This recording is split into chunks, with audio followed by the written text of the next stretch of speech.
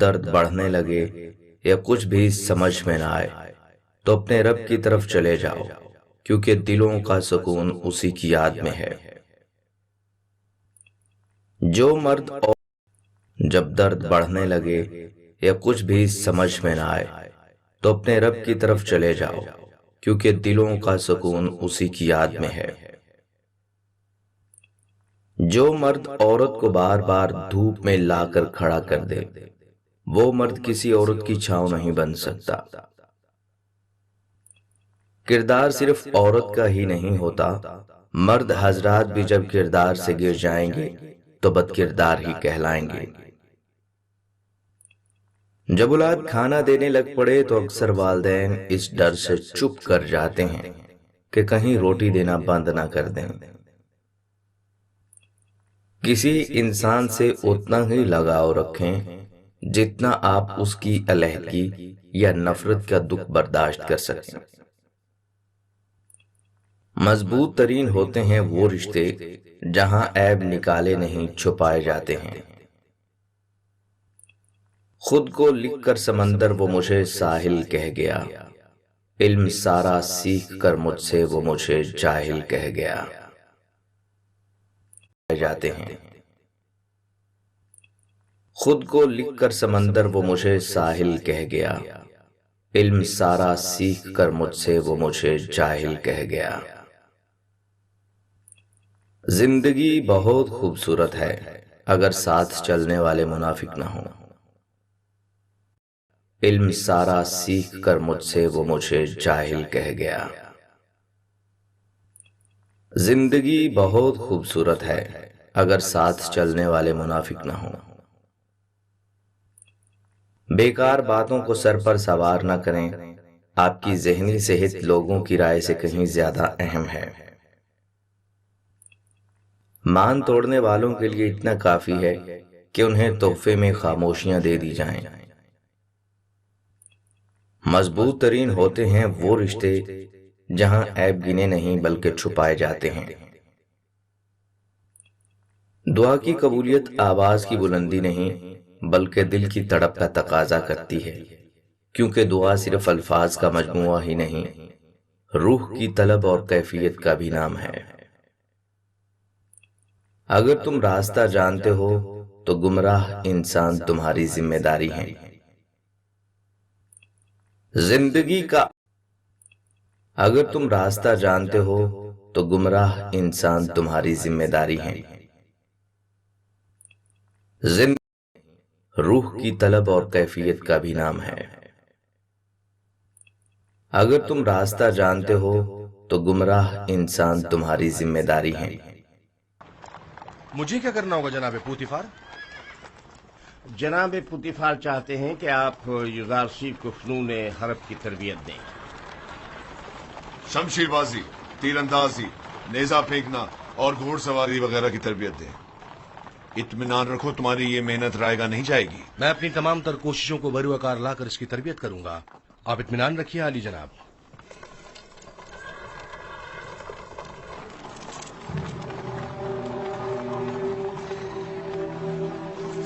آؤ میرے ساتھ۔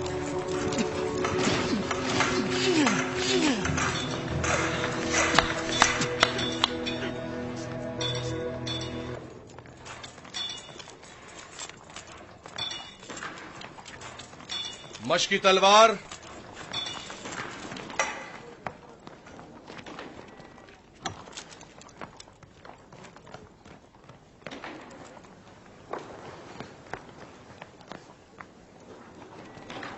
یہ تلوار ہے؟ یہ بچکانہ تلوار ہے۔ جو بھی تلوار ہاتھ میں لینے کا ارادہ رکھتا ہو تو اسے ابتدا میں اس چوبی تلوار سے مشق کرنا پڑتی ہے، تو یہ تلوار کے وار گورو کو چاک کر دیا ہوتا۔ اب تم وار کرو۔ میں آپ پر وار کروں؟ ہاں، زور سے مارو۔ آپ کو درد ہو جائے گا، میرا دل نہیں مانتا۔ میں جو کہہ رہا ہوں اس پر عمل کرو، مارو۔ جی بہتر، آپ خود ایسا کہہ رہے ہیں۔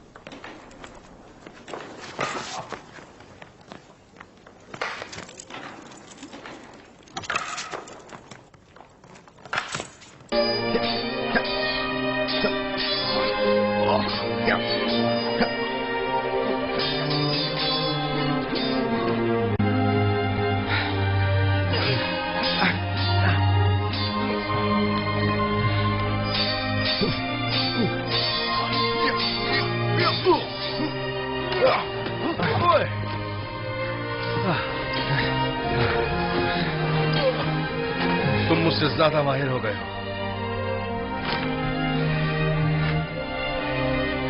یوزارسیف کے لیے رودامون ہمیشہ ایک استاد رہیں گے.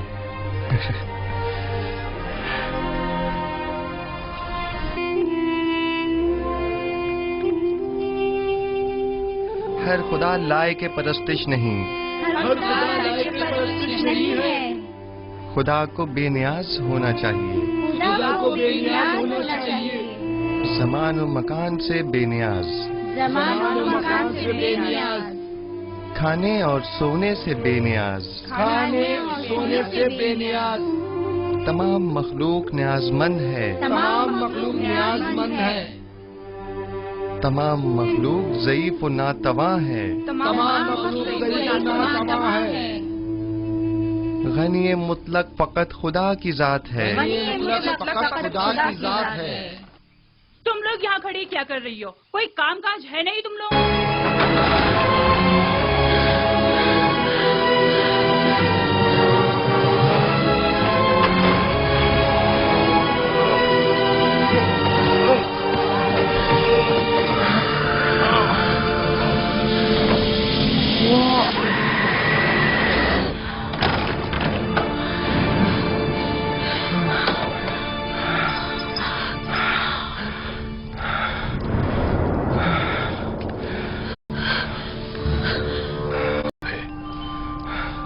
سن رہا ہوں. کیا کوئی کچھ بتائے گا؟ واہ ہو ہم پر، ہماری محبتوں کا یہ صلہ ہے. دیکھ رہے ہو آپ کی بیوی کے ساتھ کیا سلوک کیا گیا ہے. جو آپ کی بیوی پر بری نظر رکھتا ہو اس کی سزا اس کے سوا اور کیا ہے کہ اس کو قید کیا جائے یا دردناک عذاب دیا جائے. لیکن یہ بانو زلیخا تھی جو مجھے اپنی طرف مائل کرنا چاہتی تھیں. میں نے خود دیکھا کہ یوسف غلط ارادے سے بانو زلیخا کے کمرے میں داخل ہوا. علی جناب، میں جانتا ہوں کوئی بھی دلیل لے آؤں آپ کے لیے قابل قبول نہیں ہوگی، اور یہاں تو بات آپ کے ناموس کے تحفظ کی ہے. ظاہر ہے کہ آپ اپنی بیوی کے حق میں ہی فیصلہ دیں گے. کسی اور میں بھی بانو زلیخا کے خلاف شہادت دینے کی جرت نہیں ہے، کیونکہ ممکن ہے ان کے غصے کی آگ میں جل کر خاکستر ہو جائیں. میرے غصے کو مزید ہوا مت دو. اگر تمہارے پاس کوئی دلیل یا گواہ ہے تو بتاؤ، تاکہ معلوم ہو کہ گنہگار کون ہے. میرے پاس نہ اپنی بے گناہی کا کوئی ثبوت ہے اور نہ ہی کوئی خادمہ میرے حق میں شہادت دے گی. پھر تم مجرم ہو. بھائی ایسا کیا کر رکھا ہے؟ میرے پاس نہ اپنی بے گناہی کا کوئی ثبوت ہے اور نہ ہی کوئی خادمہ میرے حق میں شہادت دے گی. پھر تم مجرم ہو اور سزا کے مستحق ہو. مجھ پر پہلے ہی اطاعت نہ کرنے کا الزام ہے، لیکن حقیقت وہی ہے جو میں نے بیان کی. انہوں نے خود مجھے طلب کیا اور مجھے اپنی جانب مائل کرنا چاہا. میرے پاس سوائے اپنے خدا کی کوئی گواہ نہیں. تم زلیخا کے کمرے میں داخل ہوئے، کاری ماما گواہ ہے. سب جان اس وقت تو میرا خدا ہی میرا شاہد ہے، اور اگر وہ مجھے تنہا چھوڑ دے تو سخت ترین آزمائش میری منتظر ہوگی. آپ اس غلام کی باتوں پہ یقین تو نہیں کرو گے نا؟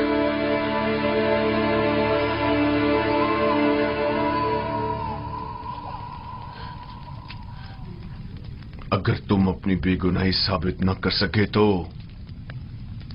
ابھی اسی لمحے اپنی جان سے ہاتھ دھو بیٹھو گے. عالی جناب، میں نے دیکھا کہ یوزار صرف قصر کی راہداری سے آئے اور کیسل وہی بچہ ہے جس کے رونے کی آواز آ رہی ہے، اور اسے بہلایا اور پھر اس راہداری میں داخل ہوئے اور دروازہ بند کر دیا. میں اپنے کمرے میں آرام کر رہی تھی کہ اسے اپنے سر پر کھڑا دیکھا. جب چلائی اور مدد کو پکارا تو یہ بھاگ کھڑا ہوا. رودامون کو یہاں بلاؤ. یوزارسیف کو ابھی اور اسی وقت سزا ملنی چاہیے. بولنے دو نا مجھے، چھوڑو مجھے.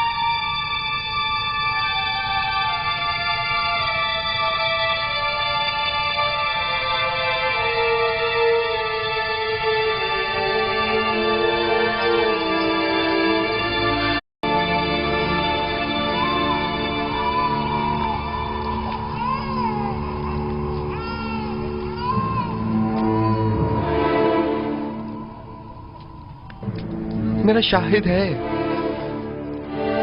कहाँ है हमारा गवाह? कौन है? अभी और इसी वक्त उसे हाजिर करो। जी जनाब, मैं ऐसा गवाह हाजिर खिदमत करूंगा जो न मुझे पहचानता है, जो मेरी हिमायत करे, और न ही बानुको की दुश्मनी करे। वो तोते की तरह फर फर बोलेगा और ये भी समझ ना पाएगा कि किसके हक में और किसके खिलाफ में बोला है। और दूसरे ये रिश्तेदार भी बानो ज़ुलेखा का है, यकीनन उसकी शहादत बानो के हक में होनी चाहिए। बताओ कौन है वो? इससे पहले कि सजा पाओ उसे हाजिर करो। मेरा गवाह वो बच्चा है जिसके रोने की आवाज आप सुन रहे हैं। क्या तुम मेरा मजाक उड़ा रहे हो? मैं आपसे इल्तिजा करता हूँ, मेरी इन तमाम तर खिदमात की खातिर जो मैं आपकी खातिर बजा लाया हूँ, कि इस बच्चे को यहाँ बुलवाइए।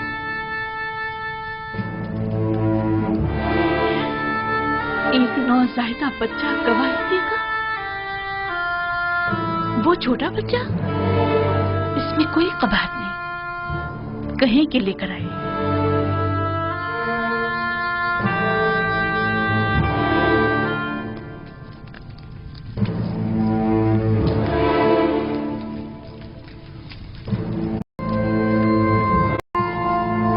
नहीं, मेरी फूफी सास सती आया है, बोलो।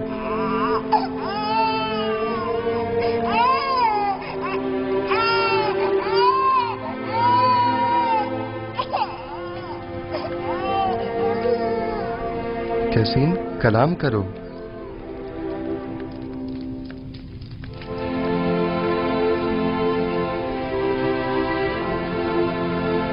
बाहुकुम खालिके यकता उसका कलाम बयान करता हूँ। अगर कुत्ता सामने से फटा हुआ हो तो बानू बेगुनाह और यूसुफ गुनाहगार है, और अगर उसका कुत्ता पीछे से फटा हुआ हो तो बानू कसूरवार और यूसुफ बेगुनाह है।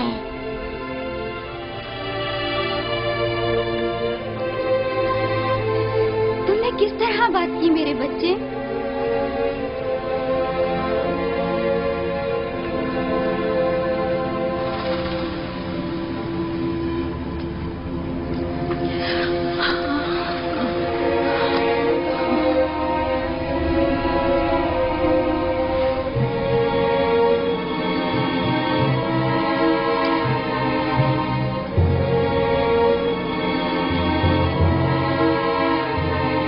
अपने आंसुओं से मुझे फरेब लेना चाहती थी?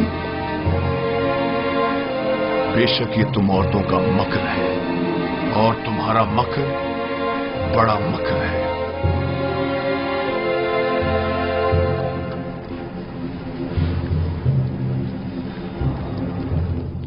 मैंने तुम पर जो तोहमत लगाई उसकी बाबत माफी चाहता हूं। उम्मीद है कि तुम मुझे और जुलेखा को माफ कर दोगे और इस माजरे को हमेशा के लिए इसी हिरास में रखोगे।